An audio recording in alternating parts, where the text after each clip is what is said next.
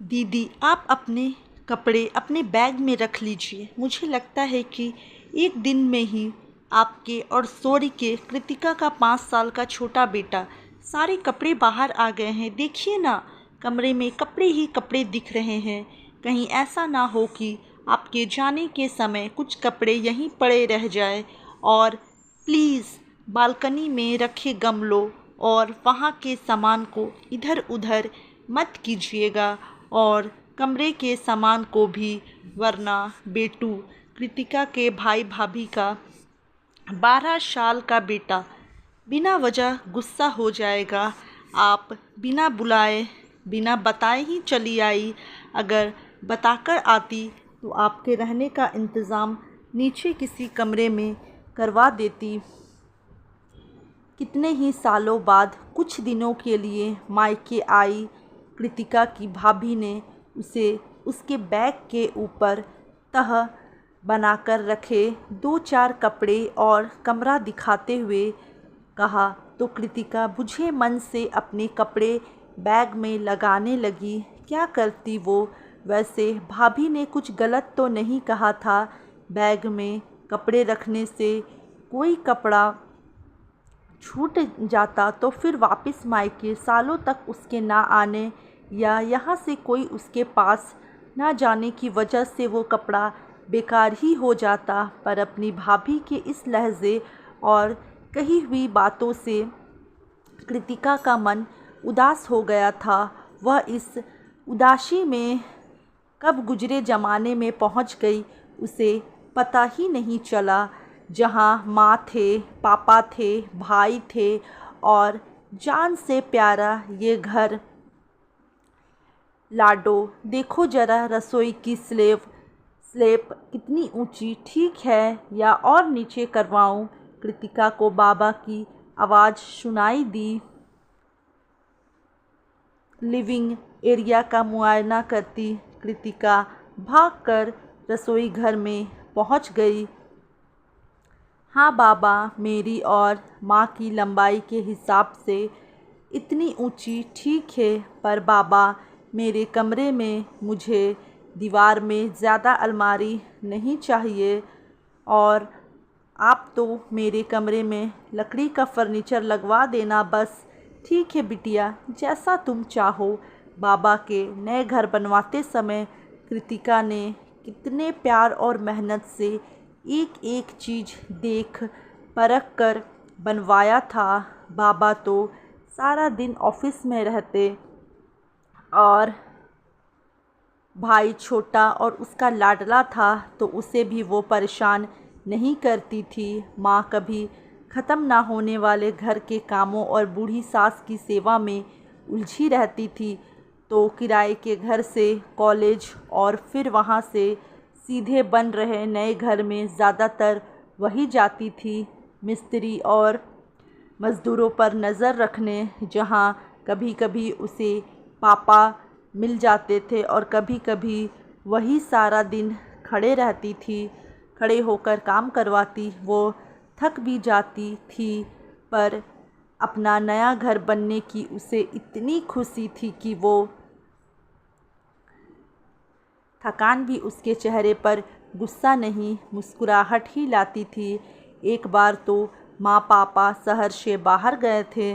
उन्हें लगा कि वो शाम को लौट आएंगे, पर किसी कारणवश वो वापस नहीं आ पाए। तब कृतिका ने बिना किसी परेशानी के अपनी गुल्लक तोड़कर मज़दूरों को उनकी दिहाड़ी दे दी थी, क्योंकि इतने दिनों में वो ये जान चुकी थी कि मज़दूर लोग जो रोज़ पैसे मिलते हैं उसी से रोज़ अपना घर राशन ले जाते हैं, तभी उनके घर में चूल्हा जलता है। इस बात पर पापा ने वापस आकर कितने गर्व से उसकी पीठ थपथपाई थी। गृह प्रवेश के बाद घर का हर कोना उसने कितनी लगन और प्यार से सजाया था। आज जिस कमरे को भाभी अपने बेटे का बता उसे किसी चीज़ को हाथ ना लगाने को बोलकर गई है, कभी वो कमरा उसका था। कितना पसंद थी उसे अपने कमरे की बालकनी, अपनी किताबों या फिर सिलाई, कढ़ाई, पेंटिंग जैसी किसी क्रिएटिविटी को करते हुए वो हमेशा यहीं तो पाई जाती थी। फिर एक दिन वो शादी होकर इस घर से विदा हो गई और उसका अपना इतने प्यार से बनाया और सजाया हुआ घर थोड़ा सा पराया हो गया। पर बाबा और माँ और भाई तो उसके तब भी अपने थे।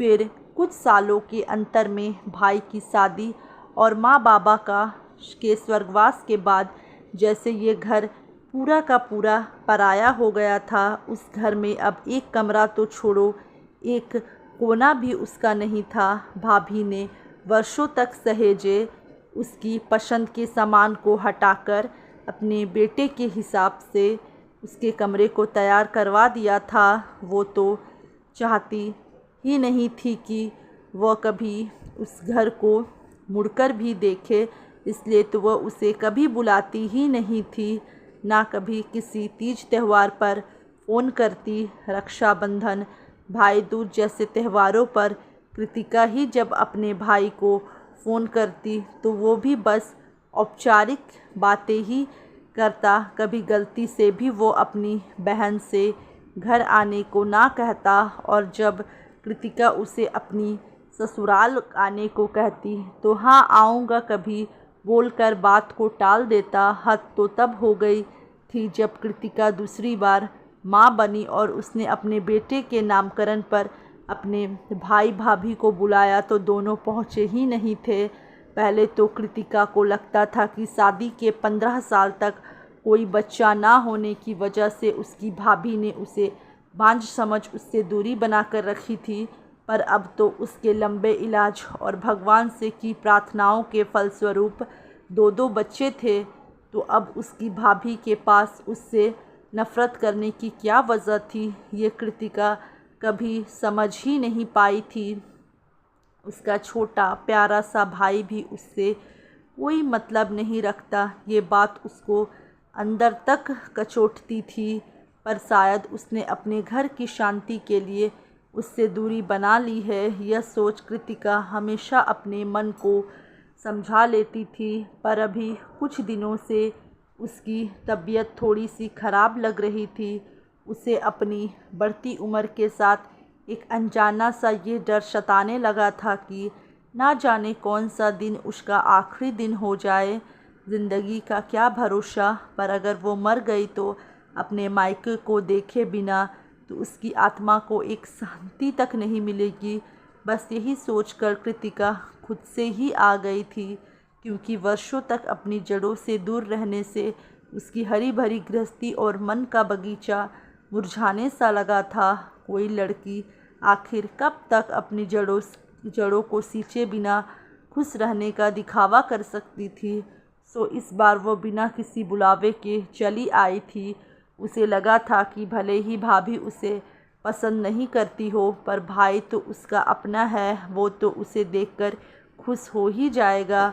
तो वह उसकी खुशी के सहारे अपने घर, अपने शहर की गलियों को एक बार फिर से महसूस कर आएगी, जिसके सहारे वो अपनी आगे की ज़िंदगी की सांसें खुलकर ले पाएगी। पर कल मायके आकर उसे महसूस हो रहा था कि उसने यहाँ आकर बहुत बड़ी गलती कर दी।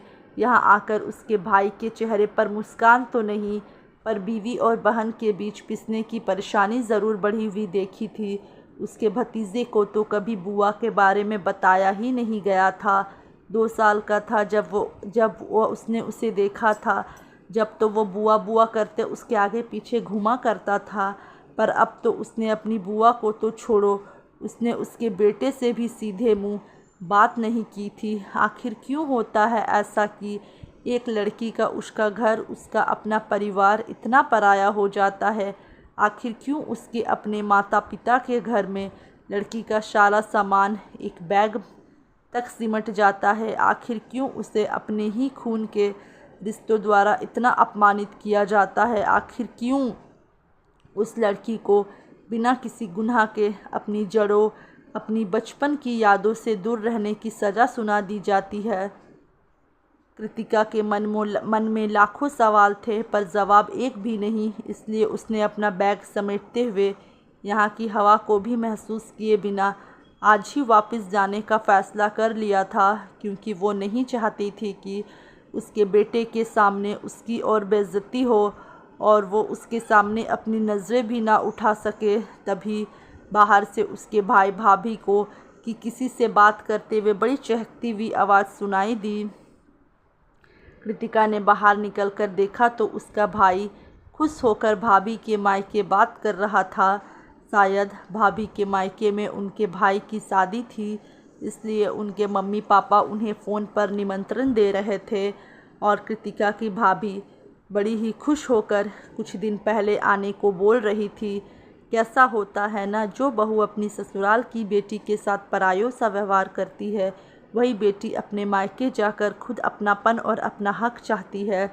सोचते हुए कृतिका अपना बैग उठाकर बाहर आ गई और अपने भाई से बोली, अच्छा छोटे, मैं चलती हूँ, अपना ख्याल रखना। पर दीदी इतनी जल्द अपनी बीवी से नज़र मिलते ही उसके आधे शब्द उसके मुंह में ही रह गए और उसने नज़रें झुका ली। तो कृतिका मुस्कुराते हुए बोली, बहुत मन था तुम्हें देखने का, तुम्हारे साथ कुछ बचपन की अपने माँ बाबा की यादें याद करने का, बस इसलिए चली आई थी बिना तुम्हारे बुलाए इस घर को अपना घर समझकर।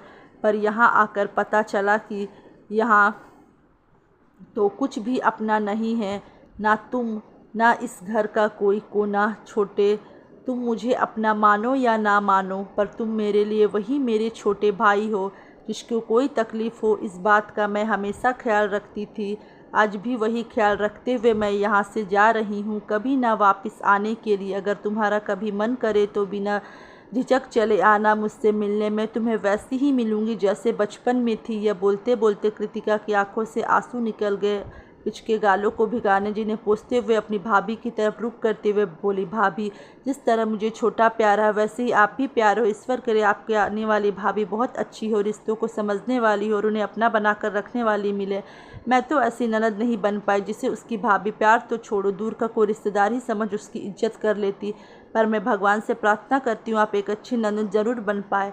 इतना बोलते बोलते कृतिका की हिचकी बंद हो गई थी, जिन्हें वो अपने अंदर जब्त करने की नाकाम कोशिश करती हुई अपने भतीजे के माथे को प्यार से चूमते हुए अपने बेटे का हाथ पकड़े पूरे घर को अपनी सूनी आंखों में समाते हुए अपनी सूखी जड़ों मुरझाए पत्तों का भार लिए मायके की देहरी पार करके कभी ना वापस आने को।